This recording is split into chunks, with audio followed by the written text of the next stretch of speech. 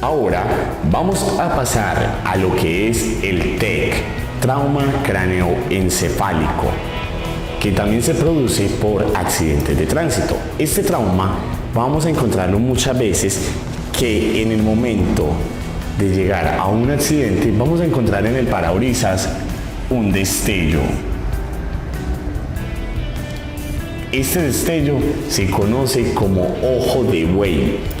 Esto nos quiere decir de que ese paciente que está dentro del carro tiene un TEC. Hay que mirar si está leve, moderado o severo. ¿Cómo nos damos cuenta? En la reacción pupilar. Y el TEC lo conocemos en las pupilas, cuando encontramos una pupila pequeña y la otra grande. Una se dilata, la otra se contrae. Decimos de que esa persona tiene un TEC. Recuerden que lo manejamos en leve, moderado y severo.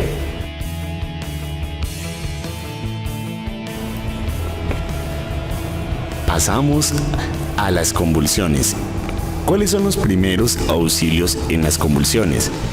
Primero, debemos de aflojar la ropa a la víctima. Ya si la ropa está muy apretada, la debemos de aflojar. Colocar a la persona en el suelo. Dejar descansar la cabeza de la persona.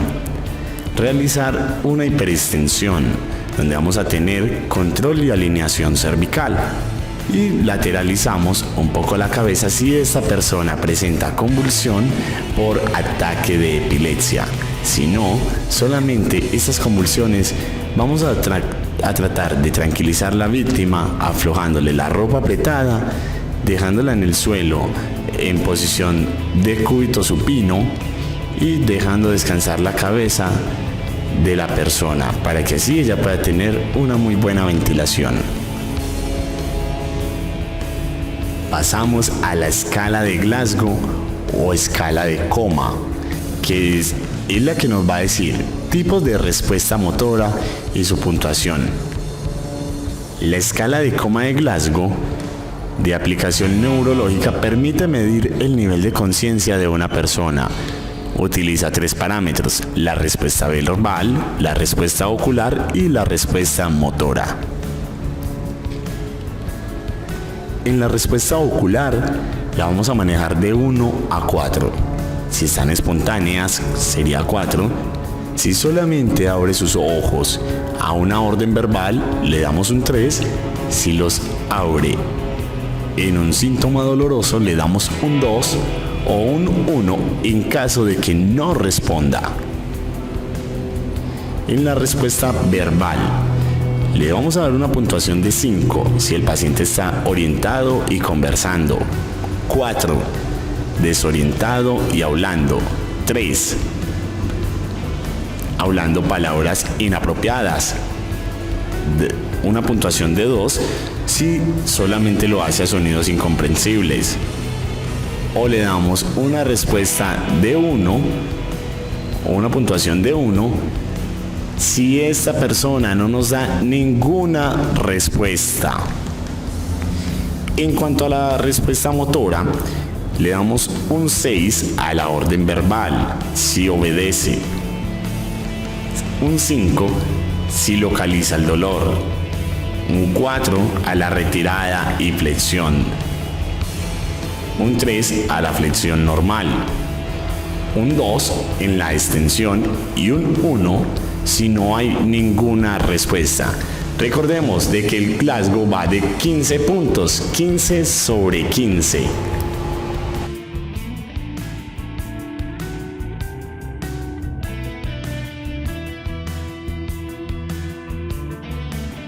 Pasamos a cuerpos extraños. ¿Qué es un cuerpo extraño?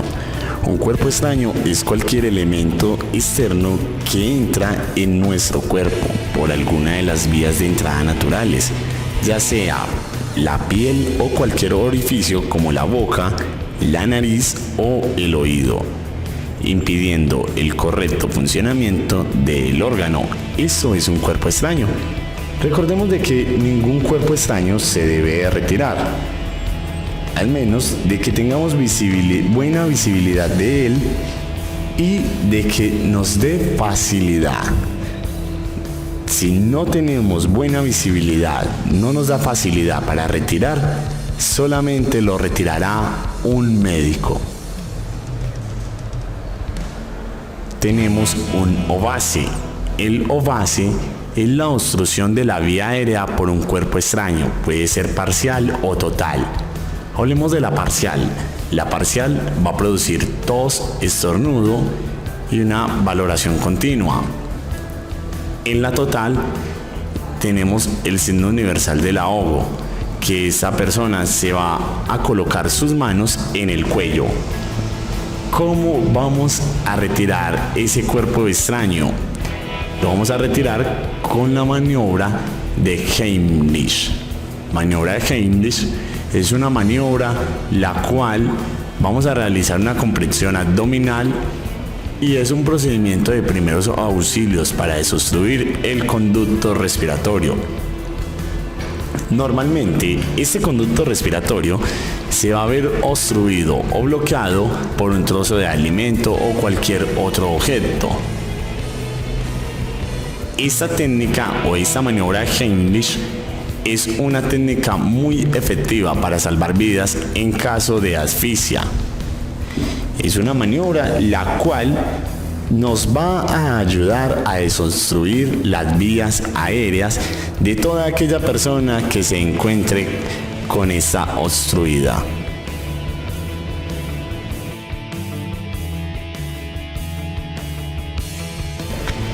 En estos momentos le damos inicio al tema de heridas y hemorragias, donde vamos a ver lo que es el sistema tegumentario. Sabemos de que el sistema tegumentario está formado por la piel y los anexos o faneras, el cual es el órgano de mayor extensión del cuerpo humano y representa el 16 al 20% del peso corporal.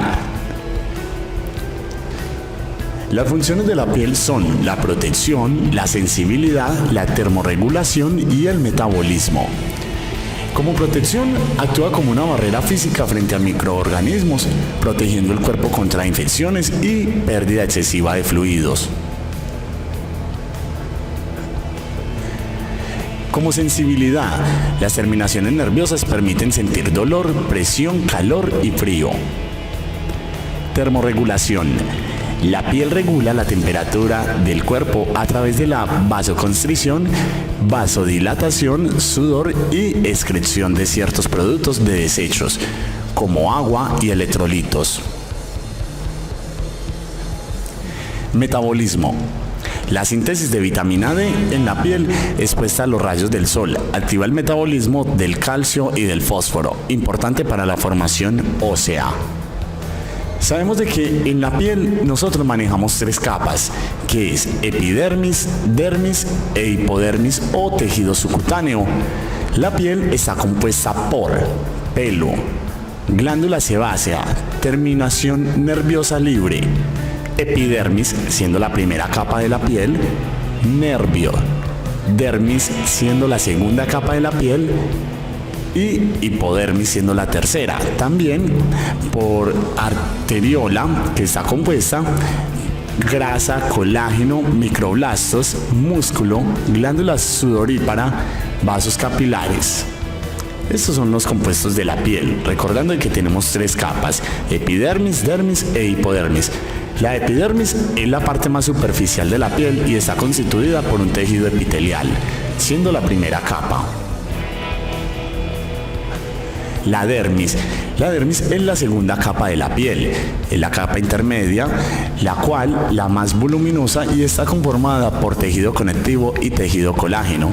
Contiene los siguientes: vasos sanguíneos, vasos linfáticos, folículos capilares, glándulas sudoríparas, estructuras de colágeno, fibroblastos y nervios. La dermis es la estructura de soporte de la piel, le proporciona resistencia y elasticidad y es un contenido vascularizado que sirve de soporte y alimento a la epidermis. La hipodermis o tejido subcutáneo, que es la tercera capa. es la capa de grasa subcutánea, es la capa más profunda de la piel y consta de una red de colágeno y células de grasa. Ayuda a conservar el calor del cuerpo y protege el cuerpo de lesiones al actuar como absorbedor de golpes. ¿Qué es una isquemia? Definimos como una isquemia la falta parcial o total del aporte de sangre a un órgano o una parte de él. Vamos a ver de que este órgano se va a colocar con una coloración azulada. La necrosis. La necrosis es la muerte patológica de un conjunto de células o de cualquier tejido del organismo. Vamos a ver de que este tejido se va a colocar oscuro, de una coloración negra, la cual ese tejido tiene que ser retirado para poder realizar un excelente lavado de esta herida. Se va a ver mucho en pies diabéticos, personas que son diabéticas y tienen tipos de úlceras como úlceras varicosas. Pasemos al tejido de granulación. El tejido de granulación está conformado por formación de vasos sanguíneos que se producen en una respuesta que es inflamatoria. Es un tejido de característica rojo o rosado brillante, limpio, húmedo, granular en su apariencia. Es delicado y sangra con facilidad. En medio de las heridas, como heridas tenemos de que una herida es toda lesión que implique interrupción de la continuidad de la piel, mucosas u otros tejidos. Las heridas las debemos de clasificar según el agente que la ocasione, según las características, según el grado de compromiso, según la acción del agente, según el grado de contaminación y según su localización. Según el agente tenemos varios tipos, entre ellos mecánica, química o físicos. Como mecánicas, los que son ocasionados por objetos, los químicos ocasionados por químicos como álcalis o ácidos. Los físicos, los cuales los tenemos que son los que alteran la parte tisular en el propio lugar en que se hace la herida y en una zona alrededor de ella. Según las características, tenemos varios tipos, que son heridas incisas o cortantes, punzantes, cortopunzantes, contusas, auración, avulsión, aplastamiento, amputación, heridas por arma de fuego o también las podemos encontrar mixtas. Tenemos de que la herida incisa o cortante, los bordes son lineales, hay hemorragia abundante y son producidas por un objeto con filo. Puede ser un cuchillo. Heridas punzantes. En la herida punzante, ella va a dejar un orificio pequeño de penetración. Hay poco sangrado y son producidas por objetos puntiagudos. Ejemplo, un clavo. Las heridas cortopunzantes son provocadas por objetos agudos y afilados. Produce una hemorragia abundante. Se combinan dos tipos de heridas distintas. Tenemos la herida contusa. Tenemos la abrasión, escoriación o laceración, que la laceración es producida por una fricción contra superficies duras, es decir, cuando la persona va en la moto, se cae de ella y tiene su laceración. Anteriormente le llamaban raspones, hoy se conoce como laceración de tejidos blandos. Presenta poco sangrado y son lesiones muy dolorosas. Tenemos las heridas avulsivas. Estas heridas avulsivas son provocadas por animales silvestres. Hay sangrado abundante y presenta separación violenta del tejido. Tenemos el aplastamiento. Se da porque parte del cuerpo están atrapadas entre objetos pesados, como cuáles, maquinaria pesada, bloques de cemento muy grandes, por las llantas de un carro. Puede comprometer órganos vitales, casi siempre presentan hemorragia interna. Tenemos la amputación, que la amputación es la extirpación completa de una parte o totalidad de una extremidad. Presenta hemorragia abundante y puede generar daños psicológicos para esta persona que la sufre. En las heridas por arma de fuego podemos encontrar de que este impacto causa un orificio pequeño de ingreso y un orificio grande de salida. Peligran los órganos afectados, puede haber hemorragia interna, puede haber fractura o perforación visceral. Según el grado de compromiso. Según el grado de compromiso, la vamos a clasificar en simples o superficiales, complicadas o profundas o penetrantes. Simples o superficiales, si estas afectan la piel y la epidermis. Complicadas o profundas, si afectan los músculos, tendones, vasos y o nervios. Penetrantes, si llegan a una cavidad del cuerpo como en el abdomen o en el tórax. Según la acción del agente, tenemos penetrantes y no penetrantes. Según el grado de contaminación, tenemos heridas limpias, heridas contaminadas y heridas infectadas. Ahora pasamos a según su localización. Si es en la cabeza, si es en el tórax, o si es en el abdomen o en las extremidades, ya sean superiores e inferiores.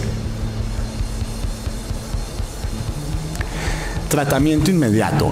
El tratamiento que le debemos de realizar a estas heridas va a ser lavarse muy bien las manos, realizar una buena asepsia de la parte afectada. El lavado debe de realizarse con agua estéril o con solución salina.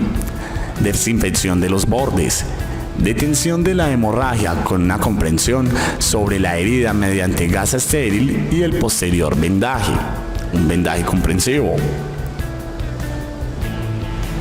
Después de los primeros auxilios sigue el tratamiento médico, especialmente de polvo o tierra, aplicar una inyección antitetánica según la orden médica. Esta inyección antitetánica la van a aplicar en el hospital, solamente lo realiza el médico. En heridas de mayor tamaño no es indicado desinfectar. Debemos de cubrir con gasa estéril o similar, empapadas con solución salina, para poder ingresarlas.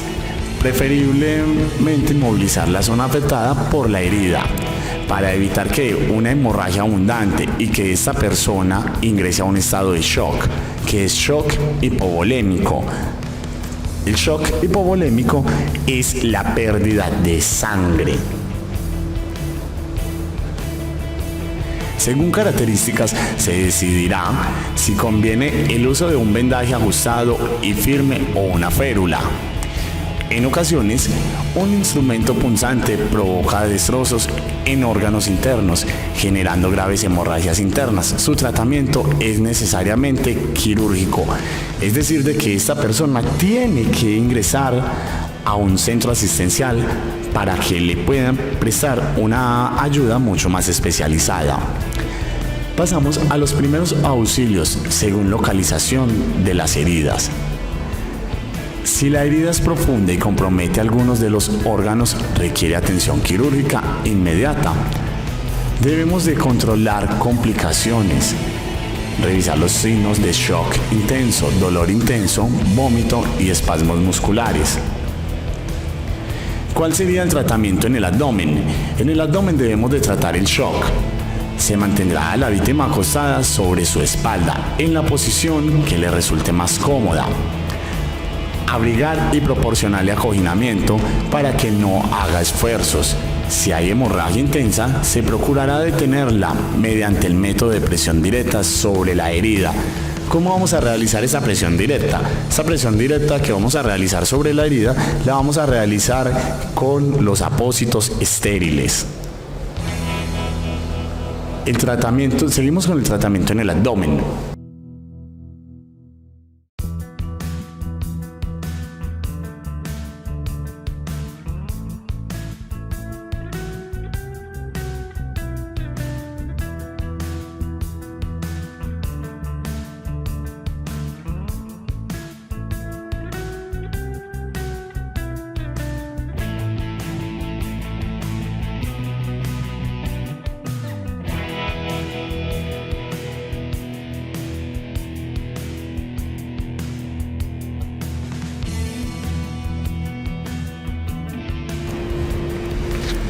Tenemos varios tipos de hemorragias. Tenemos hemorragia por arteria y venosa.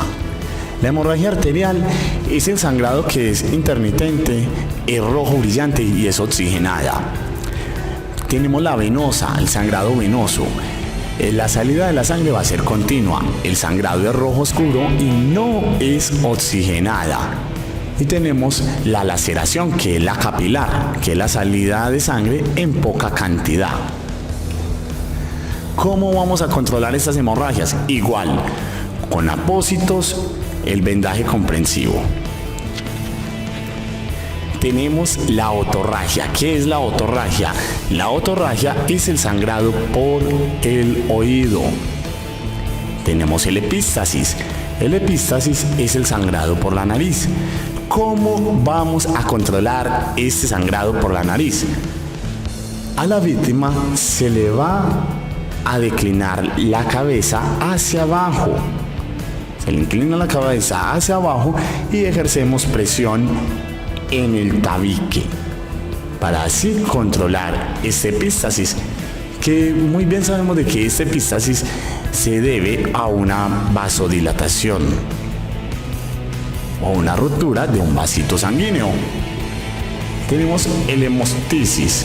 El hemostisis va a ser sangrado por la boca. Debemos de procurar descartar que un cáncer pulmonar, tuberculosis, una vasculitis, tromboembolia pulmonar. La hematemesis también es un sangrado por la boca, la cual la hematemesis se presenta con vómito con sangre, que puede ser producida por una úlcera donde en el esófago o en el estómago o en los intestinos. Se va a presentar mucho en personas adultas, las cuales sufren de gastritis crónica. Luego de la gastritis crónica pasa a ser una úlcera gástrica y hay este vómito con sangre cuando hay estrangulación de la misma. Estas personas requieren de asistencia médica.